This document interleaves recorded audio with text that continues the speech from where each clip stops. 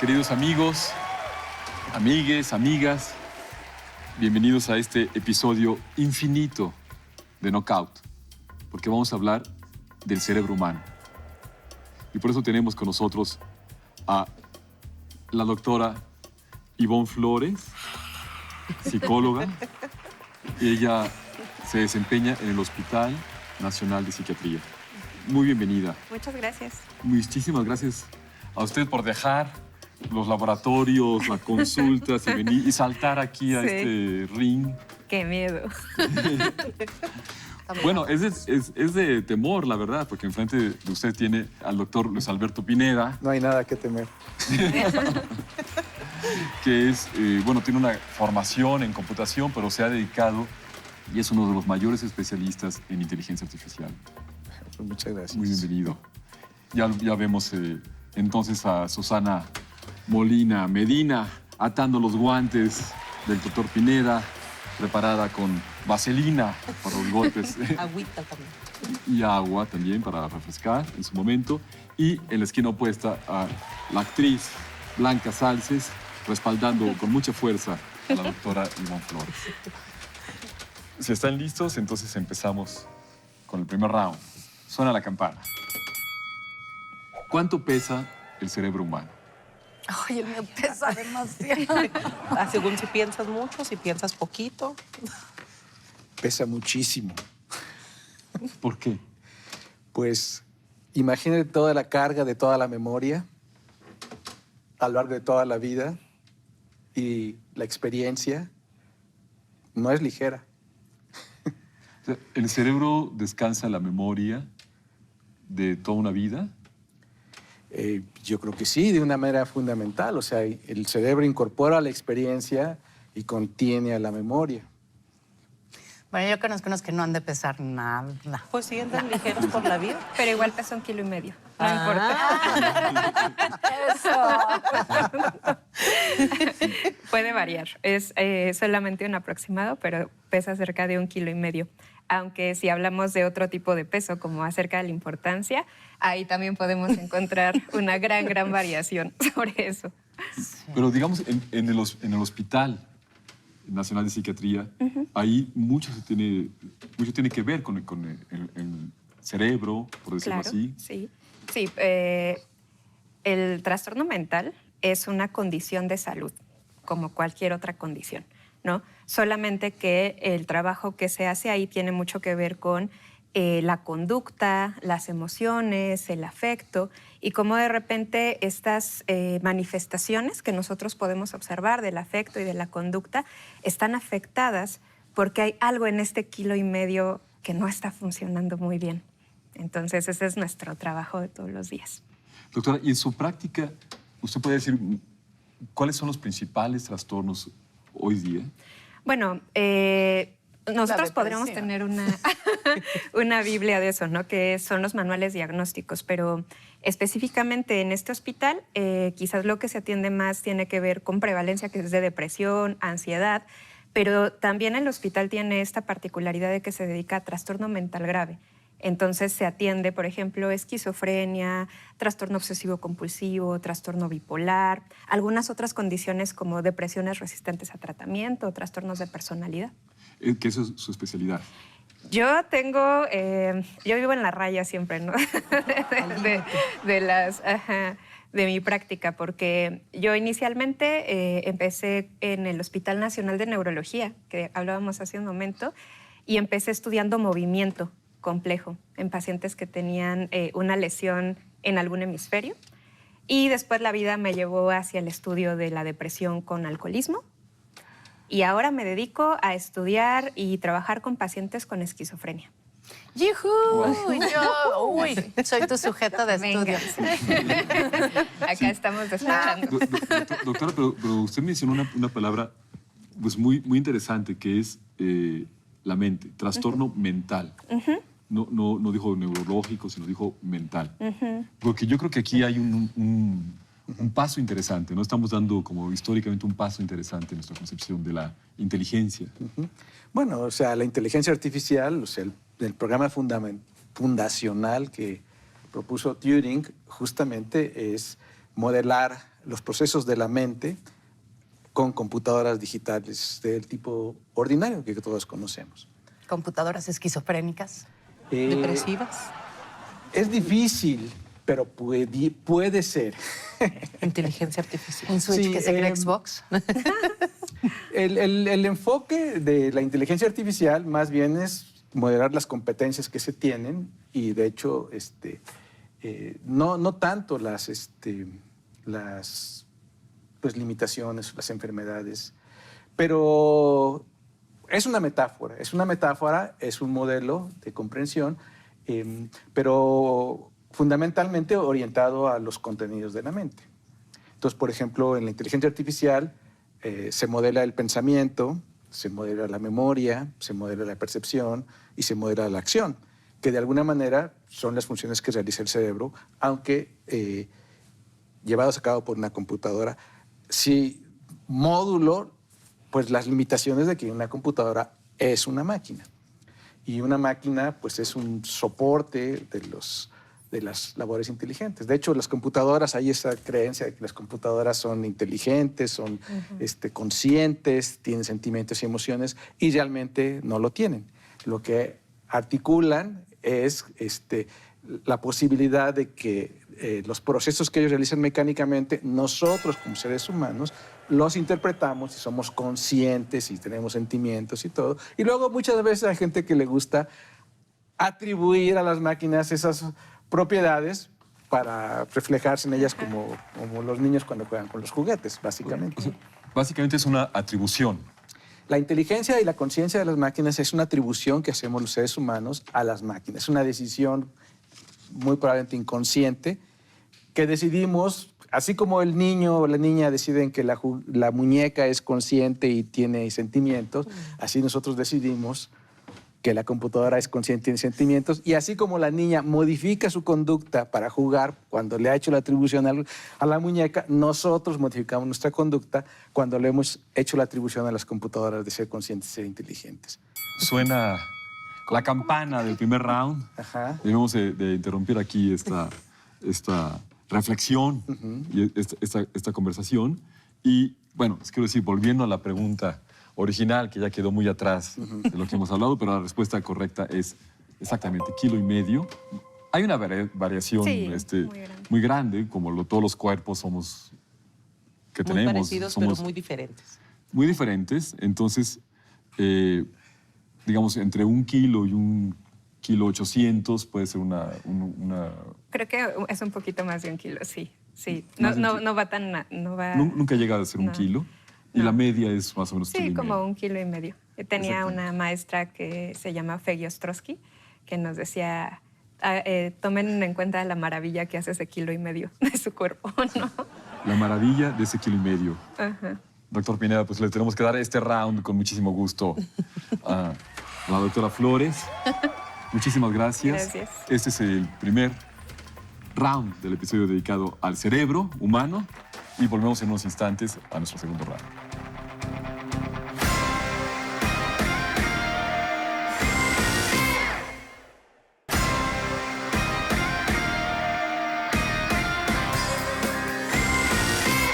De acuerdo con Leonardo da Vinci, el cerebro tenía distintas locaciones o ubicaciones en donde, según él, está localizado el sentido común. Está en calidad de desconocido ahorita, anda En el sin lóbulo. ubicación. Luis Alberto, usted nos explicaba cómo hay una atribución de los procesos mentales a los procesos informáticos, ¿no? Las máquinas computacionales. Sí. Es decir, no ha habido un lenguaje, digamos, propio para entender lo que ocurre en las máquinas, sino por una metáfora con el pensamiento. Sí, o sea, de hecho, la inteligencia artificial es una metáfora. La computación es una metáfora del cerebro y los programas de cómputo son metáforas de la mente. Son metáforas porque la computación es un invento humano. De hecho, es un invento, primero Charles Babbage en el siglo XIX y luego Turing con la máquina de Turing en 1936. Propusieron una máquina que es un modelo que seguimos y todas las computadoras que hay hoy en día se apega en ese modelo. Ahora, si uno habla de computación natural, como la que podría llevar a cabo un cerebro, entonces uno tendría que hablar de un proceso natural muchísimo más antiguo en desarrollo filogenético. Y de hecho, la computación natural aparecería en pues, especies muy, muy primitivas. Y es un continuo que ha evolucionado y que llega hasta nosotros. Y no necesariamente es la única vía, porque los delfines o los pulpos pueden tener diferentes formas de computación. Ahora, lo que no es perfectamente claro, aunque hay muchísima gente que habla de esto, es qué es la computación natural. O sea, cómo se caracteriza. Entonces, la computación artificial la caracterizamos perfectamente. Es una máquina. La diseñamos, la construimos y la utilizamos. ¿Ok? Pero el natural es una cosa mucho más misteriosa si es que hay computación. Entonces, en las neurociencias y en el habla común de hoy en día, decir que nosotros hacemos cómputos mentales es una metáfora que podría ser científica si de alguna manera se lograra identificar qué es la computación natural y se viera cómo esa computación aparece no solamente en el cerebro humano, sino seguramente en los cerebros de la gran mayoría de las especies que tienen cierto nivel de desarrollo. Doctor Pineda, pero esto que usted hace es una excelente pregunta para la doctora Flores. ¿Sería entonces la computación alguna metáfora, ofrece alguna metáfora para comprender el cerebro? Justo estaba pensando en eso porque yo creo que es un intercambio entre las dos disciplinas. O sea, nosotros entendemos a este fenómeno emergente llamado mente, ¿no? Sí. Desde algunos modelos que tienen que ver con módulos. Entonces, nosotros tomamos de la computación una manera de explicar que puede haber módulos, el módulo de la memoria, el módulo del lenguaje, el módulo de la atención, el módulo del afecto, y que de alguna manera estos se sincronizan para dar como resultado un pensamiento. Pero lo real a este momento de la neurociencia es que no sabemos cómo se hace eso. Todos siguen siendo modelos acerca de cómo suponemos que funciona esta... no sé si está bien dicho decir como computadora natural, ¿no? Natural. Eso es lo que podríamos decirlo, o sea, se habla de computadora natural. Mucho la diferencia entre la computación y las neurociencias es que la computación está enfocada a los contenidos. O sea, porque lo que nos interesa es pues, guardar información en la memoria. Y entonces, por ejemplo, en el caso de la memoria, lo importante es cuál es el código. Porque si uno sabe el código, entonces uno puede leer la memoria. Siendo el disco duro. Pero, o sea, digámoslo así, aunque tiene que ser muchísimo más complejo que un disco duro. Pero sabiendo el código, podríamos saber lo que la gente piensa. En cambio, en las neurociencias podemos observar qué parte del cerebro está funcionando, pero no podemos acceder al código para saber qué es lo que está pensando. Exacto. Entonces ahí son dos esfuerzos diferentes, pero claro que en los modelos computacionales lo que tenemos son computadoras, son esas máquinas que se inventaron por, ella había comentado Babbage y luego Turing y todo lo que ha habido, y nosotros usamos esas máquinas para modelar los contenidos independientemente que sabemos que el cerebro informático, el hardware es muy diferente al cerebro humano. Sí. No es binario, no son unos y ceros yendo a nuestra cabeza. Pues no, el 1 y el 0 es una metáfora. De hecho, en la máquina de Turing no tienen que ser unos y ceros. Desde la máquina de Turing, como la propuso, son caracteres tipográficos. Entonces, de hecho, la gran cosa de Turing justamente fue que la memoria es como si fuera tipografía. Y lo que se representa son textos. Entonces, cuando uno ve una imprenta y ve los tipos, entonces se imprime el texto y uno interpreta lo que uno dice. Entonces Turing dijo, bueno, ¿por qué no lo hacemos mecánico? Vamos a poner una memoria que lo que tenga son tipos como los textos tipográficos que la gente interprete normalmente como si estuviera leyendo, y la computación son operaciones mecánicas para manipular los tipos. Fantástico. Y todo esto nos devuelve un poco de salud mental, no sé si lo podrá decir así, o salud pública en la opinión, porque sí hay esta fetichización, esta esperanza desbordada en la computación, está. El cerebro no está en cubeta, ¿no? El cerebro está en un medio al que respondemos nosotros como individuos, al que respondemos al ambiente.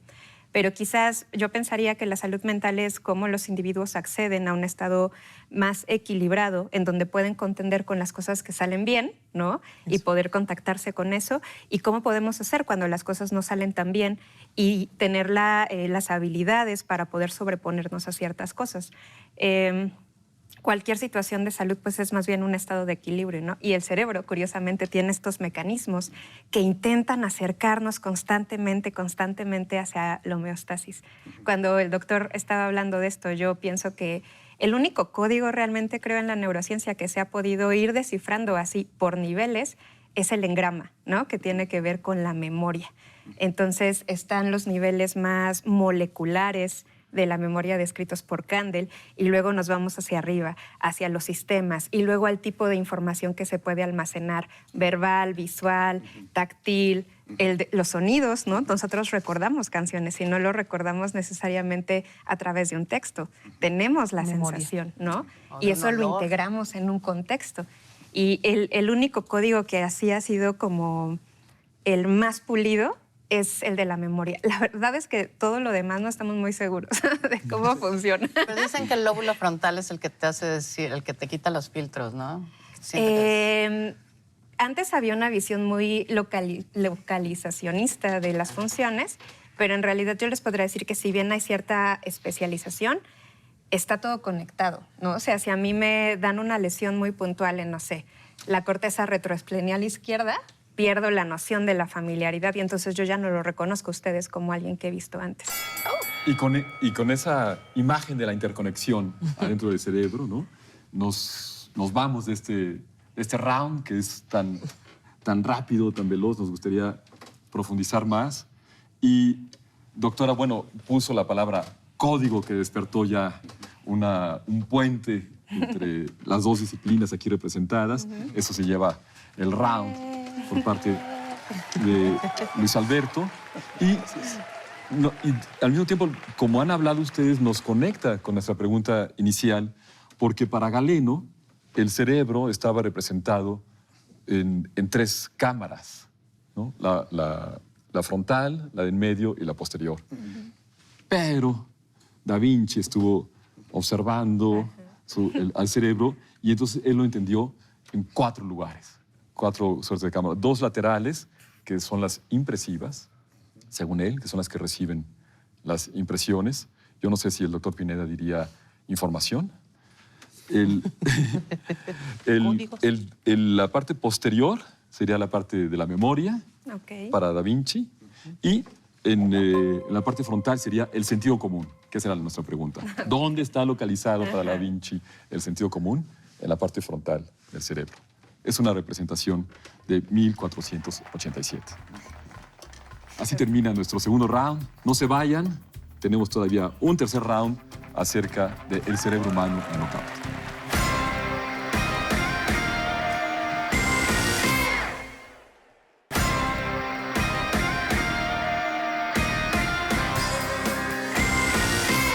Nuestro tercer y último round, el crucial, el decisivo, inicia con la pregunta: ¿cuándo se llevó a cabo la primera cirugía de cerebro para extraer un tumor? Frankenstein. Lo más seguro.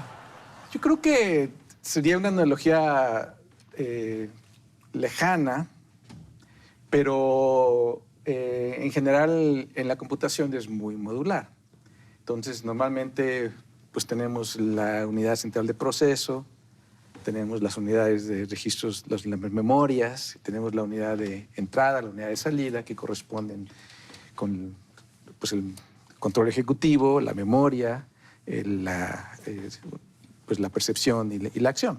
¿Okay? Como una empresa de investigación científica del conocimiento humano, pues yo creo que es explorar en qué medida los procesos de la mente, y de hecho relacionados con el cuerpo, se pueden pensar como computacionales, porque es una gran metáfora de los tiempos. La computación es una de las grandes metáforas de nuestros tiempos.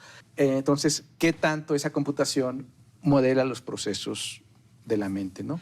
Que de hecho, el proceso de la mente también hay que verlo en una perspectiva amplia, ¿no? Porque la mente no nada más es el intelecto, que a veces se confunde, porque de hecho toda acción, y aquí me gusta mucho la referencia, para mí es Piaget, tiene un componente motor, intelectual y afectivo que van siempre de la mano, no los podemos desprender. Entonces, no hay acción que realicemos si no hay una afectividad asociada, que tiene que ver con el interés, tiene que ver con los valores, tiene que ver con la formación de la personalidad, con el interés en las personas y también con la parte pues, emocional asociada, ¿no? De hecho, hay algunos experimentos interesantes que tienen que ver con el modelamiento de red neural, que no es para la extracción de un tumor, pero sí es para hacer lesiones puntuales y tratar de predecir si yo hago una lesión en esta red resultante en la conducta, qué es lo que voy a poder observar.